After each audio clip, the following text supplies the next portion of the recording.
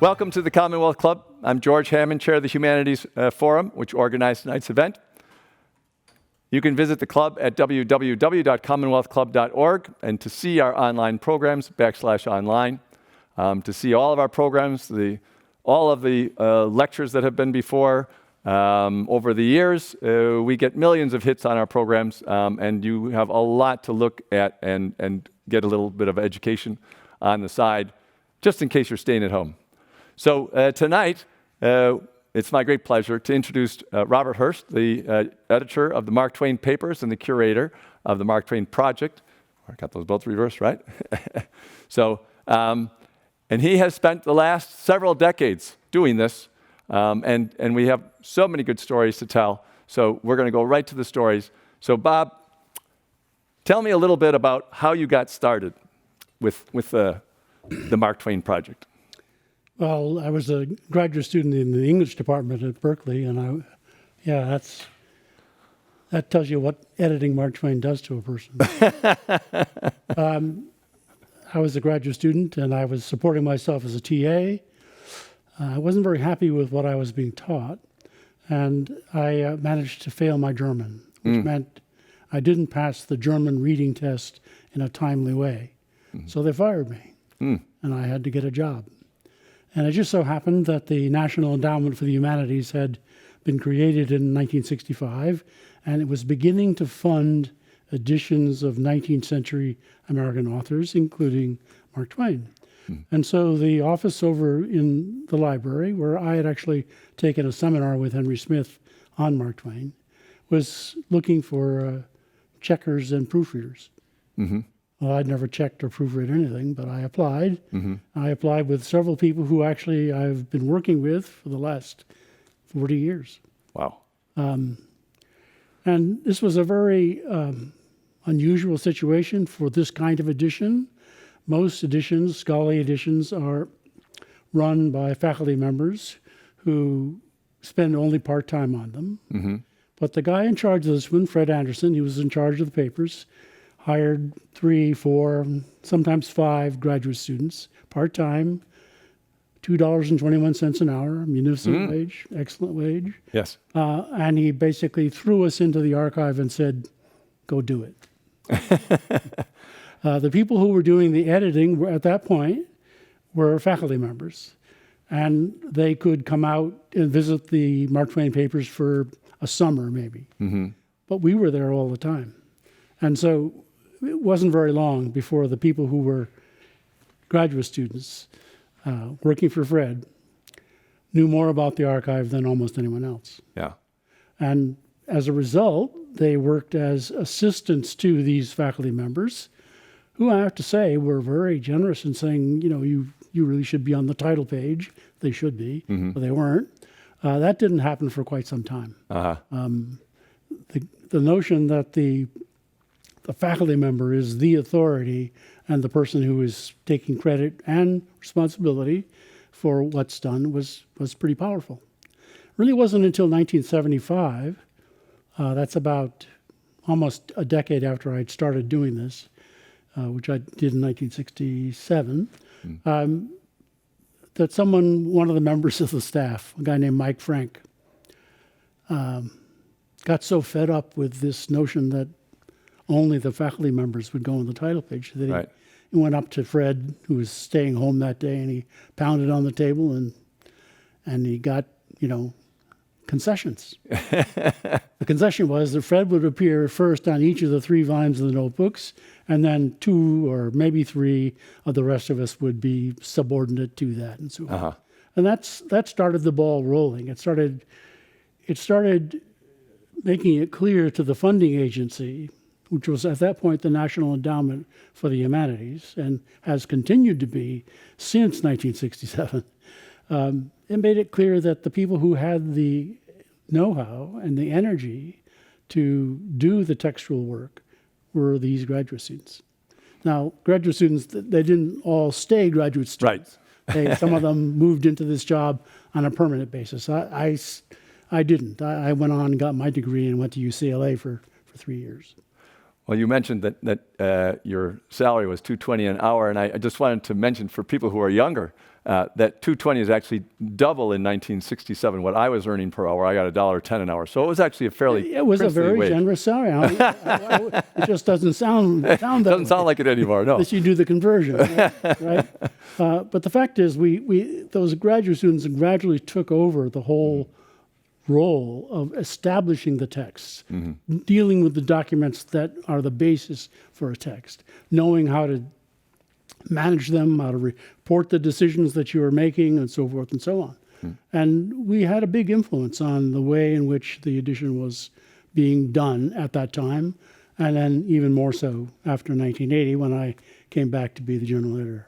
Well, all those of us who over the decades were doing research on Mark Twain really, really appreciated all that work, and I have almost all of those books that the UC put out over the years. I'm glad of it.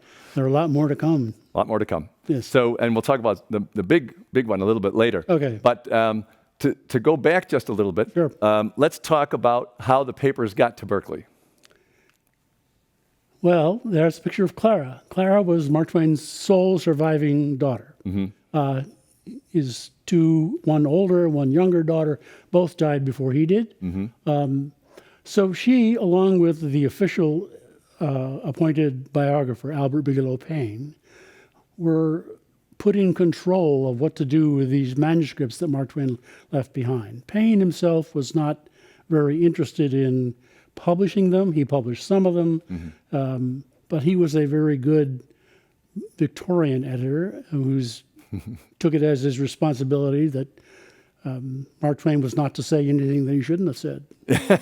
And he said many of those things. Yes, and he said a lot of things like that. So he was a kind of block to what could get out. Clara was married at this point to her second husband, a guy named Jacques Samassoud, who was something of a snake, I'm going to have to say. He was a gambler and probably a lot of other things that weren't very favorable. In any case, she decided, she could decide where these papers would go. She could not make them over to anybody. She couldn't sell them. She couldn't give them away because of the terms of her father's will. All right. So wherever they were between Payne's death in 1937 and 1962, when she died, depended on where she allowed them to go. So when Payne died in 1937, a guy named Bernard DeVoto, really very smart guy, Right. who was not a professor, but he was well in with the people at Harvard. He got the papers. He was named the editor of the papers, and Harvard gave him 2 rooms in Widener Library. I don't know if you know what that means. Yes, It's yes. sort of like, well, I can't even, there's no comparison. No faculty member was going to get a room in Widener Library. He took them there. He did a lot of very good work on them, organizing them and so forth, and he resigned from his position 15 or 16 times because he couldn't get along with Clara. Ah, He wanted to publish certain things like Letters from the Earth, which she regarded as detrimental to her father's reputation. right. She said it shows my father's disrespect for the Bible, which it certainly It certainly did. does, yes. Yeah. In any case, he published some things. He did not publish Letters from the Earth, although he prepared it for publication, and quarreled enough with her till he finally did resign in favor of a man named Dixon Wechter, who was an American historian of a very high rank and well-regarded, big, tall Texan, very courtly. He decided that he wanted to move the papers from Harvard out to the Huntington Library in California. And he had to have her permission to do so, which she gave him. And he stayed there for 2 or 3 years. His goal was to write a biography of Mark Twain using these things, using his exclusive access to these things. Neither DeVoto nor Wechter allowed people to use them, certainly not graduate students. In any case, after 2 years, he decided that, well, he really wanted a job in the history department at Berkeley. This is 1949. So he called them up and, they said, come on up, That's the way they did things in 1949. Yeah. Not now. If you want to come, you can come. If you want to come, you're a big shot, you can come. Okay? So he asked her, could he take the papers with him to Berkeley? Mm-hmm. And she did. She said, okay, I'll give you a 10-year permission to do so. Mm-hmm. And he moved up here. And then literally before the papers could get to the library, he wrote her and said, I really think you should change your will. Her will at that point said the papers would go to Yale, Oh, which was a logical choice for, among other things, they had given Mark Twain an honorary degree long before Oxford did. right. So they recognized him as a serious person, and the family was themselves a little in doubt whether he was a serious person. Yes, they were. So it was a a big thing that Yale had given him this thing. But Wechter, who's this big, tall Texan, was just on very good terms with her. Mm-hmm. And he writes her a letter and says, I really think you should change your will. I think you should change it so that they go to the University of California. Mm-hmm. And she writes back and says, I'll send you a codicil next week. And that's how it happened. So he must have been very courtly. He was very courtly. Big, tall Texan. Unfortunately, this is 1949. He dies in 1951 of heart attack. In any case, but the papers come to Berkeley, and President Sproul is very much in favor of this. He wants to make it a Mark Twain Center. Mm-hmm. And then, boom, Wechter dies. So it's a little bit of a hiatus between 1951 and 1957 when Henry Nash Smith, who was at Minnesota, was asked to come out and be the general editor. No, well, be the literary executor at that point is what they were, was his title, and a joint appointment with the English department. Henry was enormously prestigious and wise and good. All at the same time. All at the same time. A remarkable guy. Let the audience see just a little bit of what some of the things are in the papers, because when you say papers, it just kind of gives the what idea. is papers, right? Yeah. Well, in one use of the term, papers really means things like letters and notebooks and literary manuscripts that were not intended for publication or were not published. Mm-hmm. But in fact, the Mark Twain Papers contains an incredible variety of stuff, which is what I tried to illustrate here.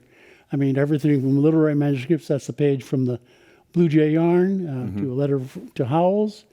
He says he's talking about the proofreader of a Connecticut Yankee who says that the punctuation is not the way it's supposed to be. Mark Twain says that I gave orders to have the man shot without giving him time to pray. He did not like people well, messing he with did his not punctuation. like anyone messing with his text. No, you no. know? And you may think, well, punctuation. But he said, look, I'm a typesetter. I was a typesetter. I know how I want the punctuation. But of course, all the other typesetter taking his book also had, a big pressure on him to do it the way the house wanted. Right. Because if he didn't, then he had to go back and correct it on his own time. Right, right. So there's this continuous fight all Mark Twain's career long between what he wants, what he's submitted to them, and what they want to do. And he doesn't have the patience to go in and force them to do it. he yells at them. He gives them threats. I'm not going to read any more proof after this. But he can't go back and really do the proofreading that is needed. Yeah. What else do we have here? We have clippings of various kinds, proofs, Receipts, checks. Banalities. I love that. Oh, well, he writes in a book. Well, yeah. We have a relatively small amount of the books that Mark Twain had in his library. The thing about Mark Twain's reading is that he never read a book without engaging continuously in the margins with it. So I always say to people, if you go to a bookstore and you open the front page and it says S.L. Clemens, close it and pretend you don't know what it is and go up and buy it, because when you buy it, you'll pay a good price for it, but it will be worth more when you walk out the door. Okay? In this case, he's written... Good advice for anyone. Yes, it is. This is the book by Theodore Roosevelt that obviously Roosevelt had sent him. The title was A Square Deal. Yeah. Mark Twain's crossed that out and written banalities on it. This is a page from one of the notebooks. Can I get up without... Sure, Yeah. absolutely. I put this up here because when we were transcribing them, we didn't know what this meant. This says, a little less than kin, but more than kind. This says, a little dark E in bed with nothing with a zero over him. This says, I undertake to overthrow your undertakings. Take a drink. That's self-explanatory. Word games.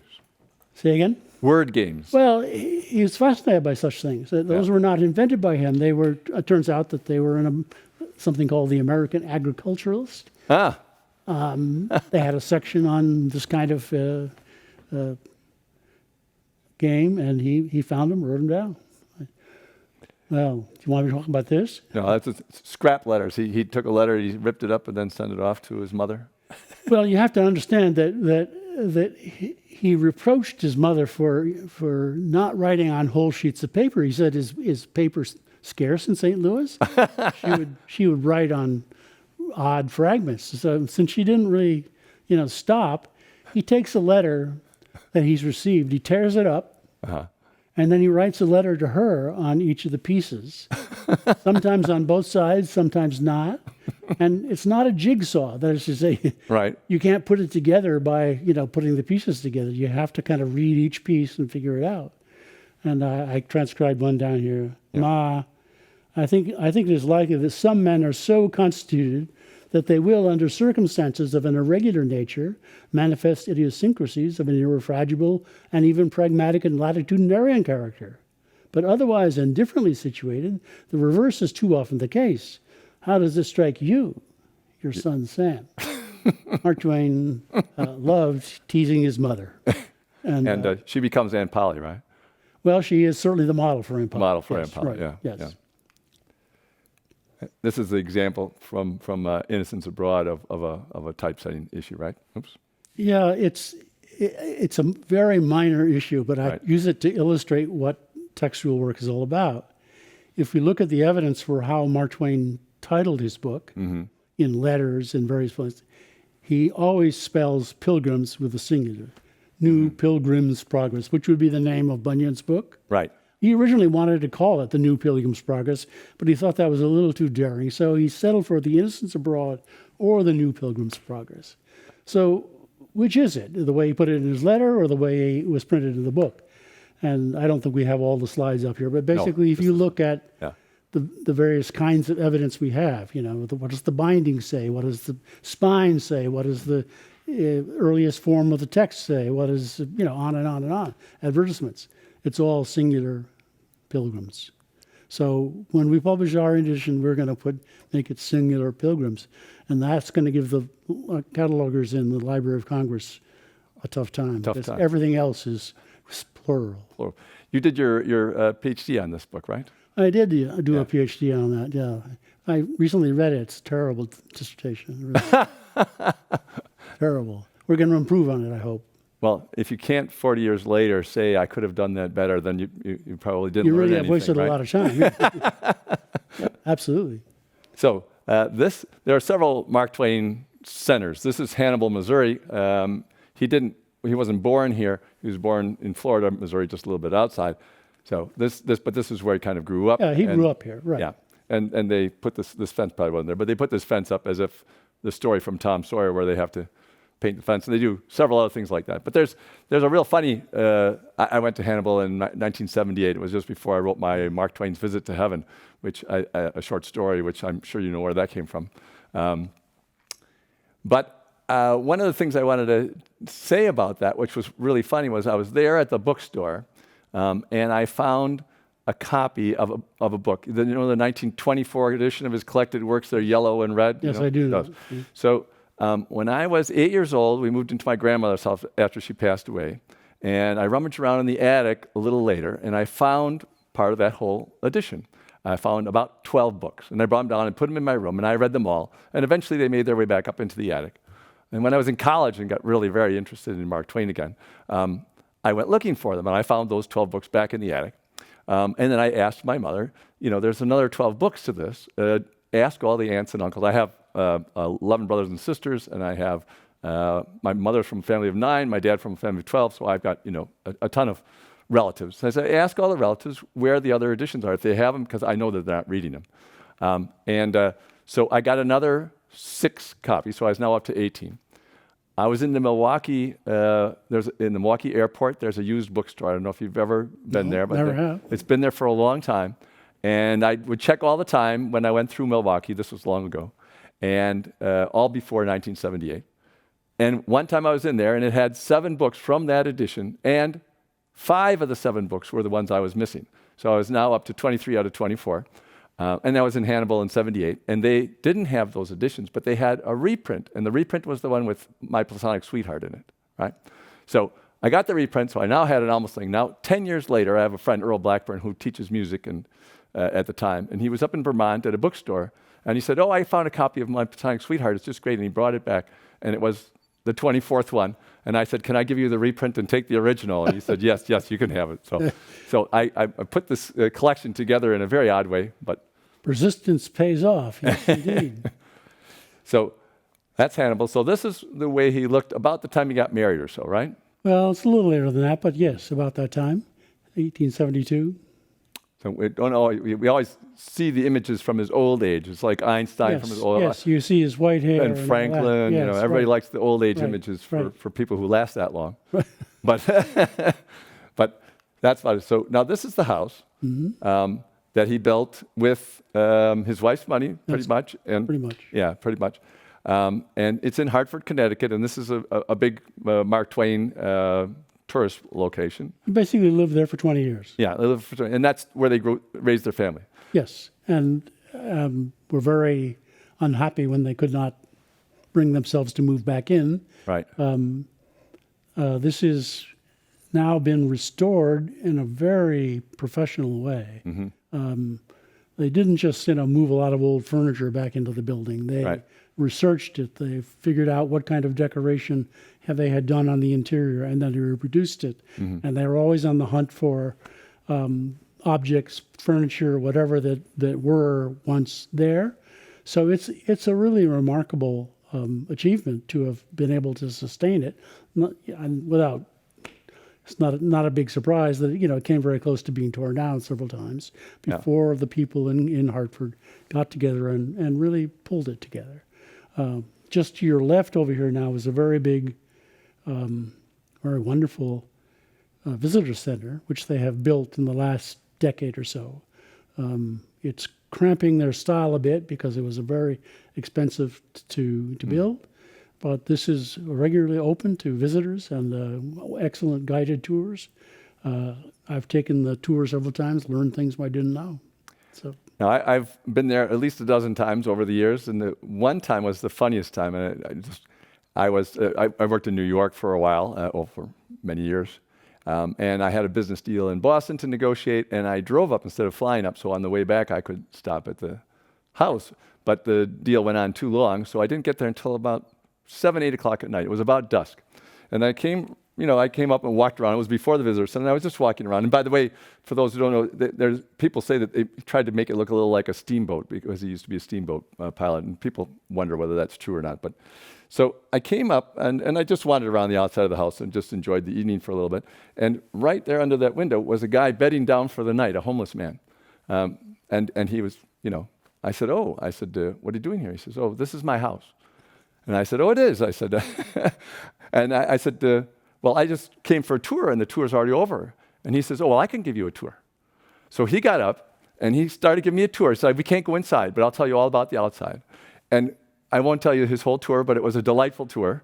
But one of the things he said was that there's all this lattice work on the thing, and near the door over here, it's fancier, near the front entrance.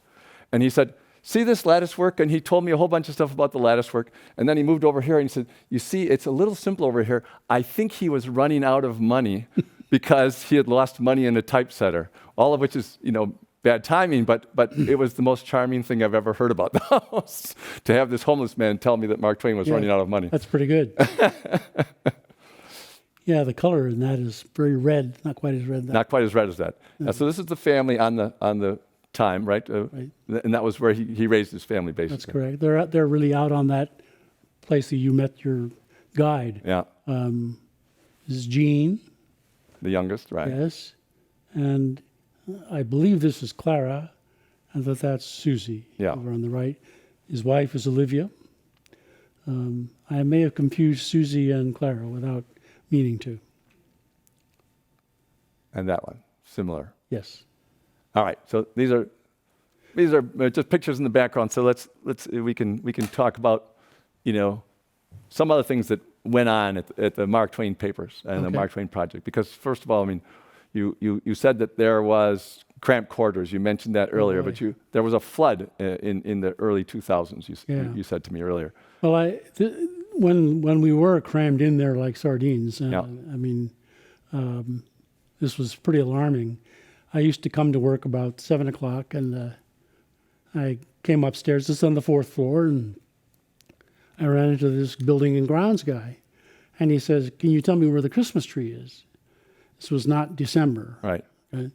Well, I said, I just happen to know where it was. The Christmas tree is the big, tall stem pipe with valves on it that allows you to turn the water off on, let's say, the sprinkler system. Uh-huh.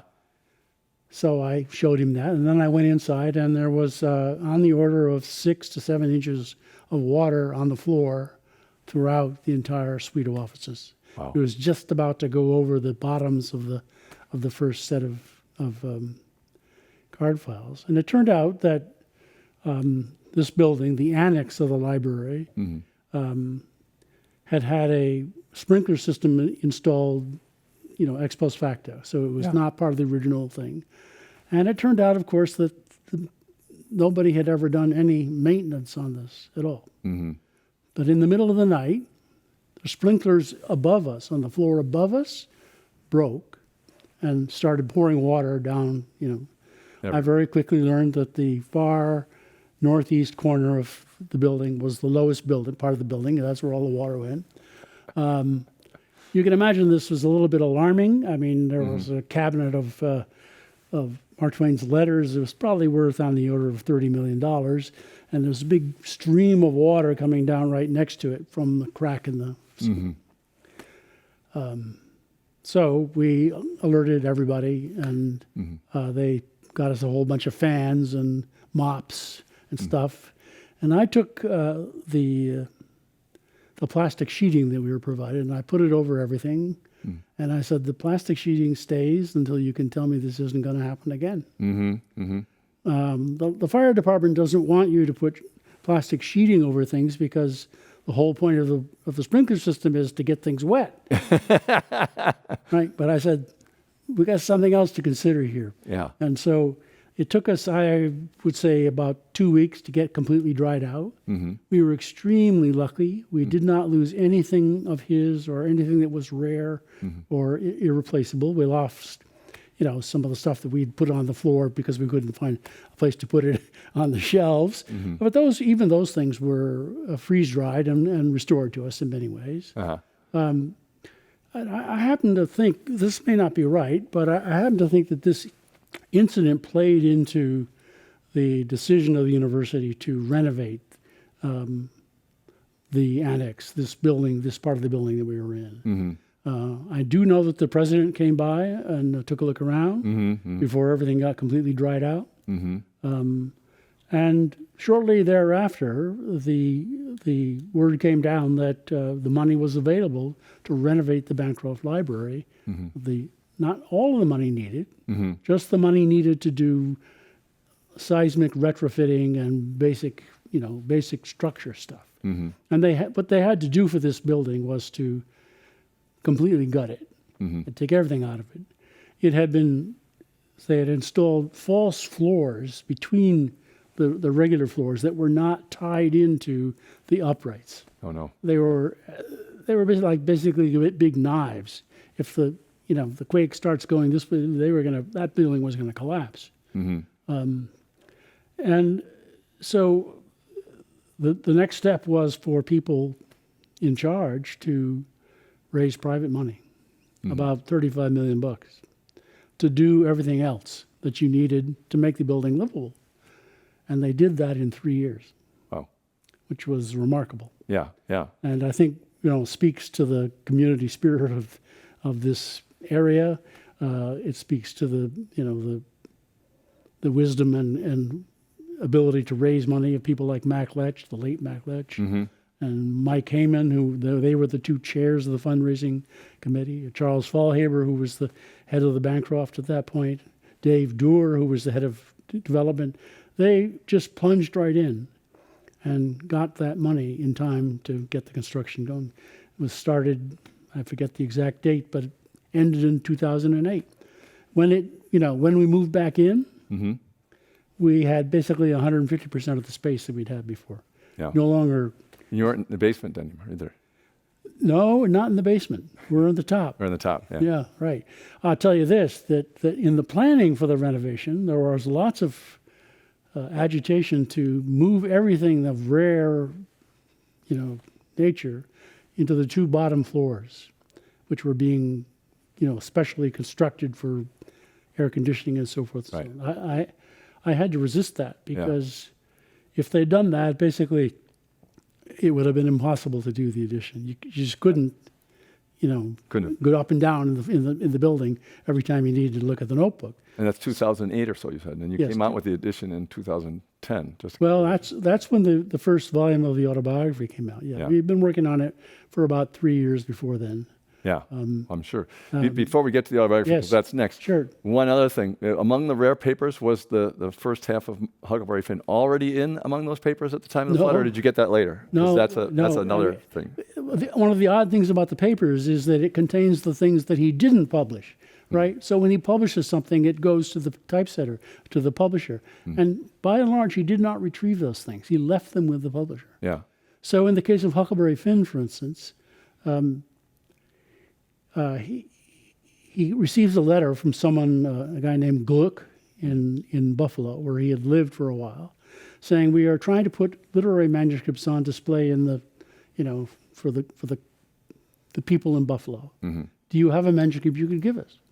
Well, how about Life on the Mississippi? He said. Mark Twain writes back the same day. Says, "Well, Life on the Mississippi is kind of shabby. How about Huckleberry Finn?" But it's only half of Huckleberry Finn, he says. I can't find the first half. So here's the second half. This is about, 550 pages of manuscript. So he sends it off to Buffalo, and it was in Buffalo from 1885 until we did our first edition of Huckleberry Finn in 2003. He doesn't say anything more about it. We don't have any other, letters about it. But it turns out that we have two letters saying, "Thank you for sending us the first half of Huckleberry Finn. We already had the second half." Oh. But we didn't know what that meant because the Buffalo Library, although it had received it, never put it on display. It was assumed to be lost, really. Right. And it wasn't lost, however. It was given by this guy's daughter to her nieces, along with a lot of other literary manuscripts that he'd collected. They eventually moved out to Los Angeles. And in 1990, they decided they better go up into the attic and look at that trunk that they were given. And then the top tray is the trunk, is 565 pages of holograph manuscript, the first half of the manuscript for Huckleberry Finn. Wow. It really is the most extraordinary experience I have had, maybe except for the autobiography. Yeah. In fact, because no one expected ever to see this again. Of course, what they wanted to do, the people who found it, they wanted to get paid for it. They wanted to sell it, right? They had Sotheby's come out and verify that it was Mark Twain's handwriting and take it back. And they were planning to do an auction, but they were unable to do that because they couldn't show clear title. In this country, in order to auction it off in public, you have to be able to show that you own it. Right. Now, they could have sold it privately. And in fact, there were manuscript dealers pooling their resources to buy it and sell it off page by page. Oh. Right?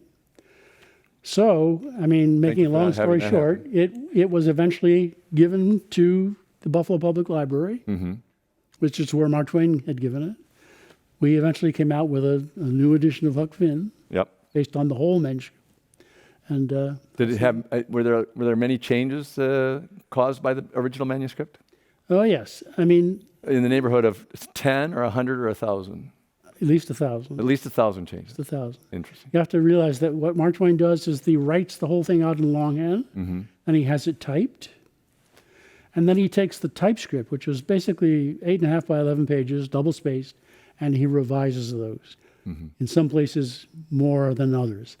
My favorite, of course, is the chapter 19 where Huck is describing the sunrise. And you can't see the typescript on which Mark Twain has made these changes. You have to reconstruct it. You have to compare the manuscript with the first edition that was set from this missing typescript. But if you do that, you can see in detail how Mark Twain revised this thing. This is a very famous chapter in which basically people were saying all these wonderful things about it and how, this is Mark Twain discovering the style and so forth and so on. But if you start to compare these two things, the original manuscript and the final form of it, you realize that all the things they're praising were achieved in revision. Interesting. Because when he writes it out at first, there's too much of him in it. Alliteration. There are, niceties of literary practice that Huck would not do. Right? And he's also a little bit worried that the description is too sweet. The flowers, everything smells so wonderful. He adds, but Huck says, except not always, because sometimes they let fish dry on the side of the river, and they smell pretty awful. In other words, you get to see the man working at his greatest achievement if you are willing to accept this reconstruction, which of course can't be perfect, but is as good as we get. Yeah. So I think, I had a picture of him near the end of his life. So just one thing before we get to the autobiography about his whole life. So near the end of his life, he suddenly had a hobby of collecting compliments. And so we pulled this out of one of your other lectures and it just said, this is just a transcription of this. This is Mark Twain's handwriting. Right. And he's using these as notes probably in a speech. He says he calls it a little Montana girl's compliment. She was gazing thoughtfully at a photograph of Mark Twain on a neighbor's mantelpiece. Presently, she said reverently, "We've got a Jesus like that at home, only ours has more trimmings." And so I wanted to illustrate that. I don't know if you put the illustration. Yeah, there's you see no halo there, but there's a halo here. And that's how you tell the difference between Mark Twain and Christ. Some of the things he said probably made a difference too. Yeah, that's true. That's true. So the autobiography, what a project. Yes. And I think the audience might not know that he gave a lot of indications he didn't want this published until 100 years after he died, right? Well, he said that often and repeatedly. He never put it into his will, or he never made it a legally binding thing. And his biographer, Payne, published selections of it in 1924. So that's only 14 years, not 100. Right. But Mark Twain knew how to sell a book. So saying that, when he publishes extracts from it in the North American Review while he's still alive, and each extract is headed by the fact, the statement that this is only part of it. You have to wait 100 years to see the rest of it. If that doesn't sell books, nothing will.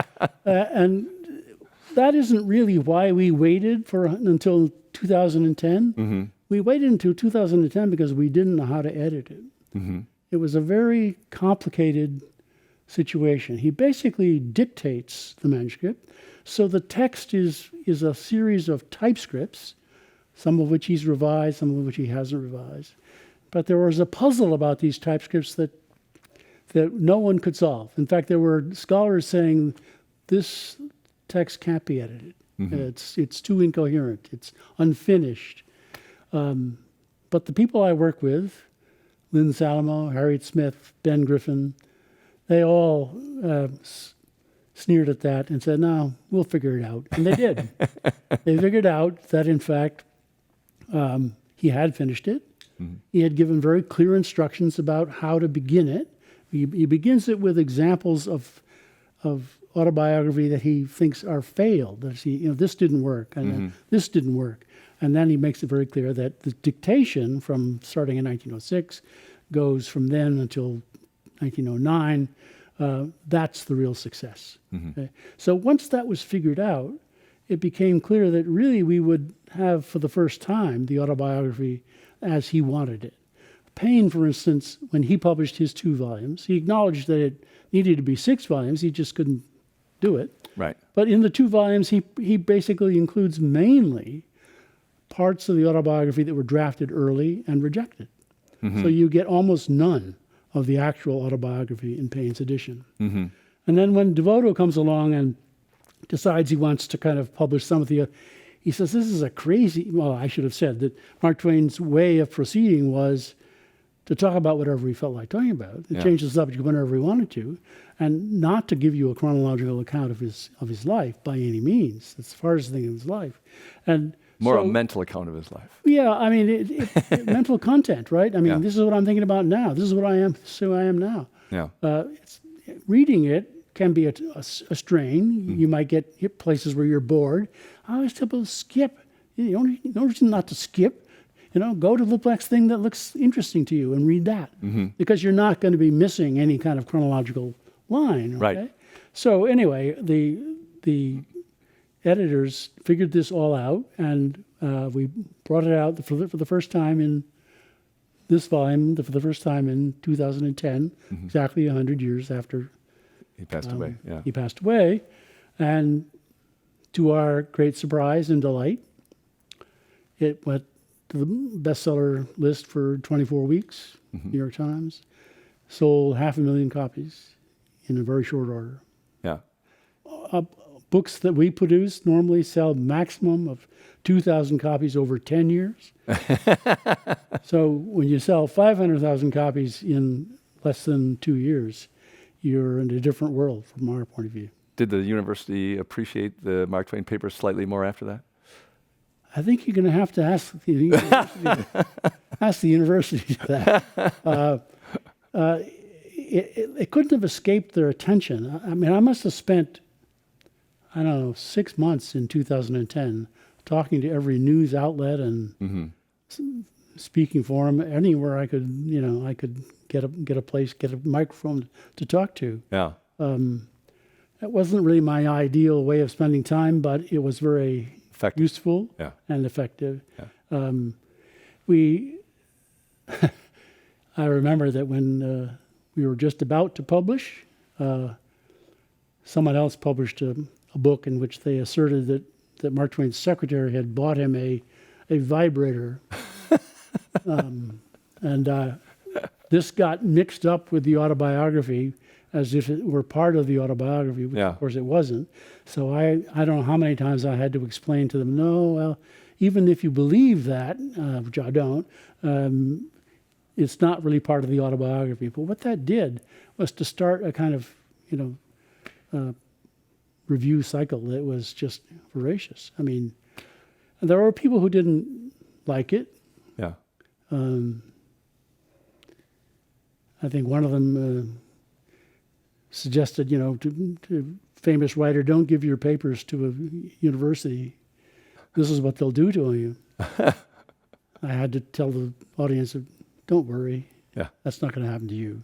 It only happens to people like Mark Twain. Yeah. To create a bestseller 100 years after your death, That's kind of hard to do. That's kind of hard to do.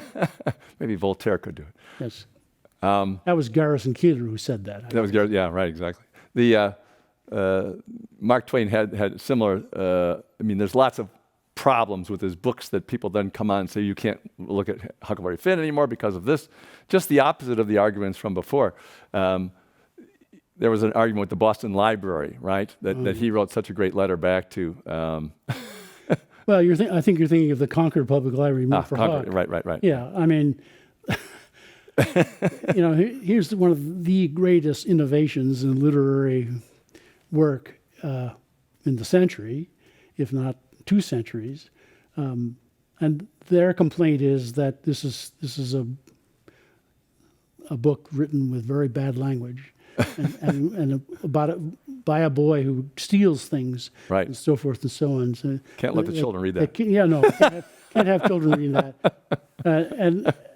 And Mark Twain says, among other things, yeah, well, that's great because that'll sell us another 100,000 copies.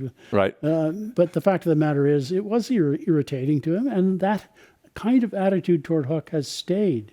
You know, it is like it appears every 5 years, like the mumps. You know, Yeah. and the fact is, even today, you have school boards saying, you know, this can't be given to our sensitive students. And actually, I'm not. I mean, I'm of two minds about that. Yeah. I'm kind of. Yeah, I mean, making it a school book instead of a book that you read because you want to Right. means that, in fact, there are a lot of people out there who say, "Oh, I've read Huck Finn. I was made to read Huck Finn," Yeah. but they never get a chance to really enjoy Huck Finn. Right. That's not part of the English department's program. You know? Enjoying a book? No. Well, I loved his comment to the library. He says, "Oh, you removed it from the children's section." He says, "I'm very happy with you for doing that because I know from experience that if you're a mind soiled in youth, Yes. right, can never be fixed." And what? Well, I mean, he points out that that he was made and others are made to read the entire Bible before they are in their teens, Right. and that a soiled mind is Never recovered. Never recovered. So he's being facetious Yes, about yes. what this. Actually, he gets really very appreciative responses from some newspapers and from people. You know, I mean, I'm remembering one young lady who writes and says that she's read Huck 50 times and that she thinks he's a wonderful guy. And it goes on and on and on. Mark Twain says, well, we're going to put this letter into the next edition of Huckleberry Finn, which never comes about. But he does write her and thank her. He says, I'd much rather have your opinion than the opinion of 50 ministers who read it once. Who read it once. And about Huckleberry Finn now and the issues with the language, Yes. I think that Mark Twain would say, okay, so I wrote this to try to bridge the racial gaps. And that's one of the many things that I had in mind with that book. And that because I represented it accurately at the time, the language accurately at the time, that language is no longer acceptable. Maybe I had at least one small part of the effect of changing that over time. And if it's no longer acceptable, yeah, well, adults can read it or whatever. Right. Yeah, I mean, I think it's easy to understand why the N-word, I'm not going to use the word because I know it offends people. It's easy to understand why the N-word is seen to be verboten, forbidden, shouldn't be uttered, like the name of God, shouldn't utter it, right? Right. But people who say that have probably not read the book. Yeah. They don't realize that it's, among other things, it's a satire on all of the racism that you can imagine. Yeah. There's no question in my mind that Mark Twain was not a racist. He knew what white folks had done to blacks. Yeah. And he maintained that was a permanent obligation on the part of the whites to make some amends for that, Right. to make an adjustment for that. And so there are people who have published the text and changed all of the N-words to slave or something else. And that really misses the point because when, let's say, Pap, I don't even remember Pap. Yeah. Pap is a full-blown redneck, racist. He meets a minister who is actually not. He's quote mulatto on the road, and he learns that this guy's from Ohio and that he could vote there. And he goes on and rages how I pushed him off the road to get him out of the way, and I was on my way to vote if I wasn't too drunk to get there. But I'm never going to vote again if they're going to let this guy vote. No, that's the last. I mean, if they don't see that is meant to be a ridicule aimed at the racist, it's really kind of too bad. Yeah. And of course, if you take out the N-word from Pap's speech, it becomes much less powerful. Right. It's powerful because it's so wrong, and people feel that. Right? Right. I mean, the other, scene in Huckleberry Finn that everyone should go back and read again is when Huck and Jim are on the river. They get separated. Huck's in a canoe, Jim is on the raft, and there's a fog, and Jim spends an enormous amount of energy trying to find Huck, calling for him, and he can't find him. But Huck he finally gets so exhausted he falls asleep, and so Huck eventually finds his way back to the raft, and he gets on it. He decides he's going to fool Jim, and so when Jim wakes up, he's so glad to see Huck. He said, "I could have got down on my knees and kissed your feet. I was so glad to see you." Huck pretends that he was just dreaming, which is a way of taking advantage of what he assumes would be Jim's natural interest in dreams. Right. And so Jim does interpret it as a dream. And one of the outcomes of this dream is that they find themselves in the free states. Right. In other words, it's a wish-fulfilling dream. And then Huck says, "Well, yes, that's all very well, but what's that trash there on the raft? Stuff that's washed up." And so Jim looks at it, and he looks back, and he finally realizes that he's been taken advantage of. And he says, "I was so glad to see you, blah, blah, blah. That truck there is trash. And trash is what people is that puts dirt on the head of their friends and makes them ashamed." Right. He turns around and he walks into the wigwam. And Huck says, "Took me 15 minutes to get me to," I'm going to say it this time, it has to say, "to apologize to a nigger. Yeah. But I done it, and I weren't sorry that I did it. And I never done him no tricks like that again." Yeah. But Jim's speech is so powerful Yes. because it is restrained anger at a white man whom he cannot, in this situation, he cannot really be, absolutely forthright with. Yeah. So it's one of the great achievements of Huck Brave Finn. Yeah, when I studied in college, and you have to write about an essay about it. What I took was at the ending, which a lot of people complain about, and I said, to me, the imagery reminds me of Jim as a Christ-like figure, and he gets put in prison for 3 days, and then he rises up from it, and so on and so forth.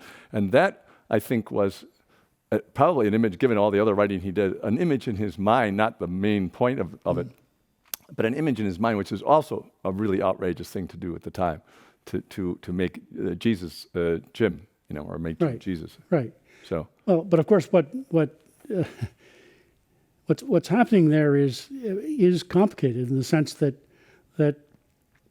people are exasperated with Huck because he doesn't just get in there and help Jim escape. Right. He puts up with Tom's fantasies about all of this, romantic nonsense. nonsense, most of which modern readers are not familiar with, and they tend to they tend to think that Huck should have this ability to just say it's time to get out of here, but Mark Twain goes out of his way to show you that Huck still believes that this is the right structure, and that he's the one who's wrong Right. for trying to kind of break it. And that's why it's complicated at the end, and that's why I think people tend to kind of expect too much of Huck at this point. There's a flaw in the structure. Right. I mean, Mark Twain's not the perfect craftsman, and he certainly doesn't have the patience always to go back and fix things. Yeah. But I think it's clear that there's a problem there for most readers, which I think would be solved if they were giving a little better push toward treating Huck as if he were still what he is, a little unreformed redneck. He is friends with Jim. He can act on his friendship for Jim, but that doesn't change what he believes. Right. Yeah. It's like I said, there's It's structural issues and other things, Yes, but the right. power that runs through it is there's also the great scene where he decides to go to hell rather than, Of course. yeah, Of course. another very famous scene. So anyway, that novel and the power of it has been recognized several times and started to fade away, and then recognized by somebody else and brought back. And it's interesting how that happens over the time, and even how some of the not autobiographers, but the biographers would put a slant on him, a Freudian slant, and these other slants in the 20s and 30s that kind of shifted his reputation, and then that came back with all kinds of once Freud was out of style. Yeah. It's interesting to try It's my ambition to drown all those guys with data, with information, exactly. with documents, things that actually, you can rely on because they are documents. Yeah. There's no question that the biographers tend to want to have their own little hobby horse to ride, whether it's Freudian or whatever. Right. But the only antidote to that is real information. And you've had lots of them come to the Mark Twain paper yes. over the years. And have you had, did Hal Holbrook ever come by? Hal Holbrook has been a very loyal supporter of ours for some time. He's visited the paper several times. We're his fans, partly because there must be something like 400 imitators of Mark Twain out there. Right, exactly. But he is the only one we know of who does not use his own jokes and his own stories when he's up on stage. He only gives you text that comes from Mark Twain. Now, he's got to edit it. He's got to kind of condense it to make it dramatic and all that. But no, I consider him a kind of scholar of Mark Twain's public persona. We can't, go out there and perform the way Mark Twain did, which he did a lot of. Right. But Holbrook has, done it for years and years and years. He's recorded it. I think he's stopped doing it now, but he's, I think, one of the greats, in my opinion. And he, I think he started in 1953, from what I know, right? And he met a woman named Carolyn Thomas Harnsberger, who I'm sure you're familiar with. She wrote Family Mark Twain. And in about, must have been 1981, 82, I was in Madison, Wisconsin, studying to get a license to sell securities because I was impoverished and I had done writing and I wasn't getting anywhere. So I was in the library at the University of Wisconsin studying, and I was bored because it was just, it was just boring material. So I went to it was a reference library. I went to the reference library and I said, do you have anything interesting around here, especially if you got something about Mark Twain? And she showed me a section. They had a few books, and one of them was Carolyn Thomas Harnsberger. So I just read her book from start to finish. Of course. Without going back to my studies. And then I went and asked her, the woman, I said, this was very early days of big computers, is there any way to tell whether this woman is still alive? And she said, let me check. She said, she's written a lot of other books. She probably would get a notice in the New York Times. We do have their obituaries. She looked for that. No, not. And she knew that she lived, she could find her address too. And she lived in Winnetka, just outside of Chicago. And I had to go to Chicago for my exam. So I went to Chicago, and then I went to Carolyn's home in Winnetka right afterwards. And I knocked on the front door. And Carolyn was about 80 years old at the time. And Carolyn was it's like a 20-year friend with Clara, the daughter, right? Yes. So I knock on the door, and she was a very small woman, and she peeked out of a balcony at the top floor, and she said, who are you? And I said, I'm just somebody like Mark Twain, and I know that you knew her daughter, and I had a couple of questions. Oh, I'll be right down. She came down, invited me in, we started talking, and about an hour and a half, she suddenly said, by the way, I have all these things that Clara gave me, and she brought me up to the room with all of these, like the Stormfield guest book, that kind of stuff. And then she said, and I'm sorry, but I've got to leave because I'm in the Evanston Symphony, and I'll be back in a couple of hours. And she took off in the car and left me there. I didn't know that. I didn't know she played. Yeah, and she played. I asked her. She said, I used to be the first violin, but I'm the third or the fourth now. I just kind of move in the background when she was 80. So anyway, she stayed there. She had me stay the night. She was very, very nice to me. And then a couple of years later, as a thank you, I set up the 150th birthday party in 1985 for Mark Twain at Delmonico's, at the place where he'd had his 70th birthday party, and she was the guest of honor.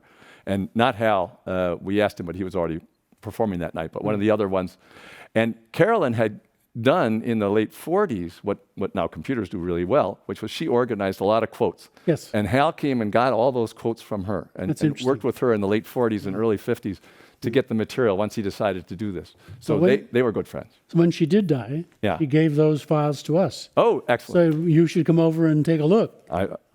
Absolutely. But there's lots to look at. There's lots to look at. And it was a wonderful event. We had about 70 people or so at Delmonico's, and it was just a couple of years before she died. Her whole family was there. Anyway, it was she called herself a Twainiac. That was her term for it, a Twainiac. She said, if she invented that, that's interesting. I didn't know that, but a lot of people consider themselves Twainiacs.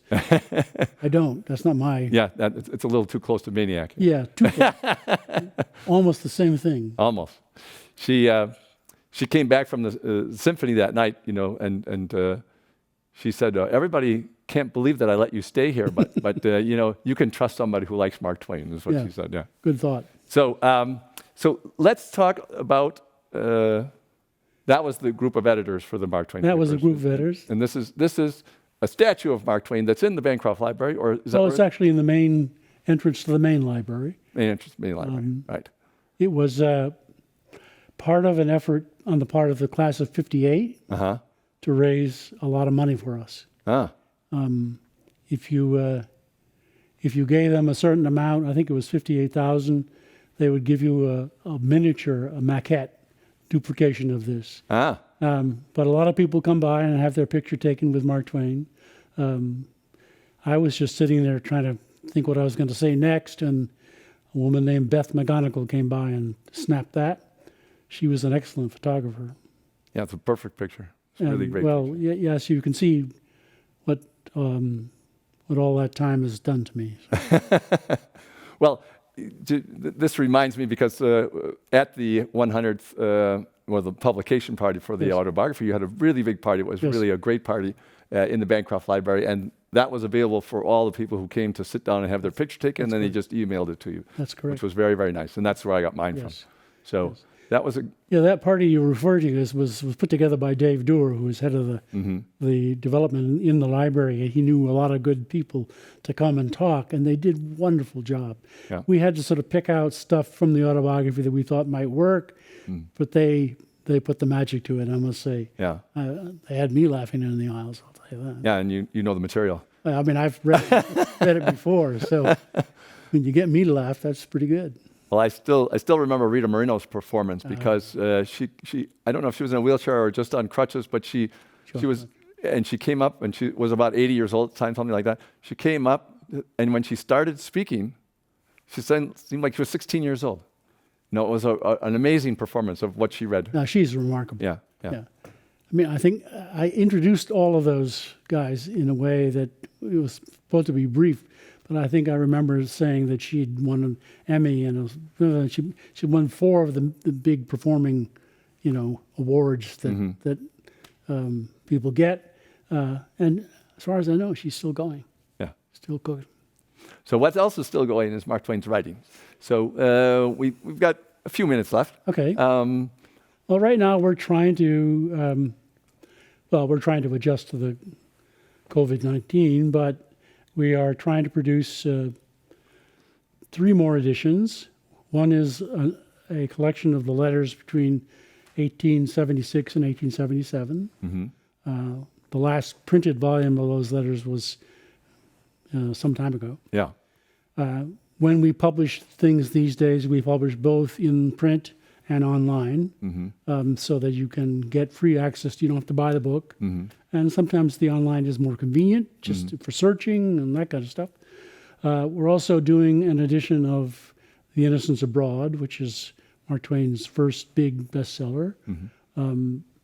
We are putting together a collection of the things that he wrote for the Virginia City Territorial Enterprise, which is back in Virginia City, from San Francisco in 1865 and 66. He was here, unmarried, footloose and fancy-free, needing to work because he didn't have any money, but wrote a daily letter of some 2,000 words to the Enterprise. And unfortunately, the Enterprise files are largely destroyed. So these texts have to be found in contemporary reprints of them or in scrapbooks or whatever. But the recent technology of digitizing 19th century newspapers has also made it possible to find things that we never would have found otherwise. So this will be the first time what's left of that body of newspaper letters has been put together in one big, one collection that's as coherent and well documented as possible. And then beyond that, Ben Griffin is editing Pudd'nhead Wilson, which is excellent. Really an important book that is complicated in ways that you can hardly imagine. When Mark Twain's writing it, he's really in the throes of bankruptcy. And at midpoint, he's already had it typed up. He decides to tear it apart and pull out a big chunk of it and put it back together. And once you figured all that out and figured out what he really did and what he didn't know what he was doing, you wind up with basically two texts: the text as he originally had it, and the text as he published it. And that's all going forward very, very fast. Well, both Ben and Harriet came to speak at the Commonwealth Club before. Yes. And both about, I think when the second and the third volume came out, did great. And if anybody wants to, they can listen to the audio recording of those Good. things just Good. on the website. So here's some questions that have come from the audience. Can you, Robert, talk about, this is from Gary Landsman. Can Robert talk a little bit about Twain in California, Angels Camp in Sonora? Sure. I mean, it's one of the most remarkable periods of his life. He's in San Francisco in late 1865. He's gone bond for somebody who, a friend of his, Gillis, who's been in a fight, and Gillis has left, and so he's about to have to pay the bond. So the other Gillis brothers invites him up to Angels Camp, and he stays there a total of 81 days. I say that because if you were to go to Angels Camp today, you would think he'd been there for a month or 10 years. But the fact is, he was away from the big city. He was with companions who were very congenial and who loved to tell stories themselves. And he absorbs all kinds of folklore and stories, makes notes of it in his notebook that will go into his books for the next 30 years. So this is a very formative period. And this is a period where he's not really sure what he wants to do. He's got this talent, and for what he calls for humor, but he's not at all sure that this is going to be a career for him. And so when he comes back, there's a long sort of 6-8 months period in San Francisco where he is without income and really without much idea of what he's going to do. He gets to the end of this 1865, and he writes the Jumping Frog story, which he has heard in Angels Camp. In Angels Camp, exactly. And we have two manuscripts from that, and one's a kind of very long, attempt to write this story that just stops because it's too long, and then he has another version which is too short. He gets to the point of the story too fast, and then eventually the story as we have it, published in the Saturday Press. Now, I didn't say much about what goes on in Angels Camp, except that he's involved mainly by watching them do mining. This is pocket mining, Right. In which basically what had been treated as a big mining operation has still pockets of gold in scattered throughout the hills, and you locate these by how they migrate down to the foot of the hill, and then you trace them back up, and then you find the pocket, and that can have a fair amount of gold in it. Right. But this is a period when he's getting to know the Gillises again. He probably hears the Blue Jay yarn when he's there. Right. He certainly hears stories that get into Huckleberry Finn, the King and the Duke. King and the Duke. Yeah. Absolutely.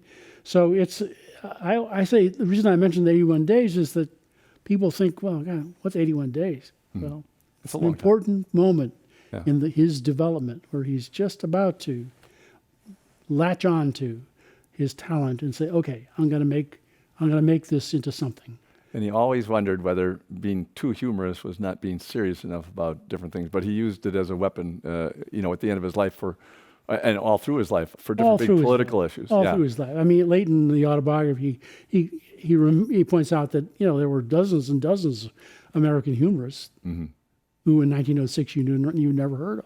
Yeah. And he says the reason I'm still around is that I've always preached. I'm a moralist in disguise, basically. Yeah. And that's true. I mean, not only that, he's a lot better at it than most of those humorists. I mean, there's no shortage of talent here. He has an enormous talent for the language and for humor. And for the moralist part. and for the moralist part. Yeah, right? the combination's tough and unusual. I'm always struck by how, just the most casual kind of letter, brings that to the surface. Yeah. Here's a brief letter that showed up not too long ago. Mm-hmm. I'm a long time answering your letter, my dear Miss Harriet, but then you must remember there's an equally long time since I received it, so there's no blame on either side. Now, people say, well, why is that important? I don't know anyone who can read that and not realize that they have the similar experience of not answering letters promptly. Maybe that's a pretty good, What a nice excuse. It sounds wonderful. yeah. At the time, and by the way, in Old Sacramento, there's still the building where the offices of Yes. the Alta Sacramento, but he was... The Sacramento Union. Yeah, and he, for them, wasn't it for that paper that he went to Hawaii? Yes, that's correct. Sandwich Islands, and then when he came back, he got to start speaking as a speaker. Right. For the first time, he spoke in San Francisco. Right. And from that point, he also got an assignment from the San Francisco Alta California to go around the world writing newspaper letters for them. And that leads immediately to the Innocents Abroad trip, the Quaker City trip. But you're right. He loved the Sacramento Union. The people who ran it, best editors of a newspaper anywhere. When he was in Hawaii, the Hornet, the survivors of the Hornet, which was burned at the line, so was carrying turpentine and various other things. There were three longboats set out from this wreck to try to find land. And really only one of them made it to Honolulu. And he's there at the time, and he interviews them, even though they're in terrible shape. He borrows the journals were kept by a couple of the guys online and writes up this enormous story and sends it to the Sacramento Union as an exclusive. And so when he comes back to San Francisco, he has to go up and get paid for his, and they ask him how much, and he says, well, $300. And after they picked themselves up off the floor, they went go and talk to the boss. The boss says, pay it. That's why I thought they were good folks. Well, there's one more. Yeah, that always helps, doesn't it? Yes, it does. To get paid what you're asking for. The other question that's come in is something you always get, just like anything else. Can you say a few words about Isabel Lyon and the part she played in his life? Because there's been a controversy about this, although I think the controversy was put to rest almost 10 years ago now, too, but still. Yes. Isabel Lyon was his secretary and personal assistant, really, from about 1904 till 1908, late 1908. What happens is that she and a guy who was also assisting Mark Twain, named Ralph Ashcroft, are very close to Clemens. I mean, they're doing all kinds of things for him and basically taking care of him. And they managed to put before him a power of attorney that put them in complete control of his affairs. And he signs it without knowing that he signs it. Okay. When he discovers that, there's an enormous blow-up. He fires them, and there's all kinds of recrimination and nastiness. And he writes something which is called the Ashcroft-Lyon manuscript, which is basically his account of what actually happened. And we published it as the third, at the end of the third volume of the autobiography. It's not part of the autobiography, but it's so autobiographical and it's so pertinent to that, understanding that period, 1909, that we thought that's where it should go. There are those who think that he mistreated Miss Lyon. I've not seen anyone who felt that way who could explain to me why she has this power of attorney, giving her complete control over his affairs. That was a mistake on her part, I think, and it didn't work out well. No. She, I think, was a remarkable person in many ways. She did not go on to, badmouth him and say nasty things about him. She remained loyal to him for the rest of her life. Now, whether or not she took things and sold them, who knows? We do know that at least one thing she and Ashcroft took to Chicago, and and they were trying to sell it. And Mark Twain sends his lawyer out and says, basically, give me that back, or I'll publish this thing I've written about the whole thing. Yeah. So it's very sad for her. I have a lot of admiration for her. I think she made a mistake. Yeah. Ashcroft, not so much. More of a snake, I think, than not. And so, in any case, in the Mark Twain community of scholars and people who think about this kind of thing, there are people who think she got a raw deal and that she was right, and there are people who don't agree with that. Yeah. I'm on the latter side. And I think, a big part of the pain you can feel in this is that he felt that he was separated from his daughter Jean by someone lying to him. Well, that is in fact. I think that's. I think it's pretty clear. Yeah. He acknowledges that he made a mistake in letting Isabel Lyon determine that Jean should be sent to. Jean was an epileptic. Nobody knew how to treat epilepsy at the time. Right. So it put you in an institution of some kind. He allowed this to happen and regretted it. And says in this document, it's my fault. I didn't do it right. I think that's one of the strongest testimonies to what in fact actually happened. Yeah. Isabel Lyon saw Jean as in the way of her control. Right. So she got her out of the way. But fortunately, the Mark Twain papers are in your control, and you're letting everybody have access. So it's just Absolutely. an absolute wonderful addition to the literature of America to have all that access, all the papers. And we just touched on a few things. People people know Mark Twain for his Huckleberry Finn, Tom Sawyer stories, this love of the friendship between, how important that is, and childhood memories and how delightful they are. But he's so much deeper. That what gives those stories depth is everything else that fascinated him as an adult male. Right. And if you just look at there's like 2,000, 3,000 short works that he published during his lifetime. It's just extraordinary, the amount of experimentation, trying this, trying that, all over the place. And, even more so than in the works themselves. I mean, Connecticut Yankees, really very experimental in some ways. So is Huck to some extent, well, to a large extent.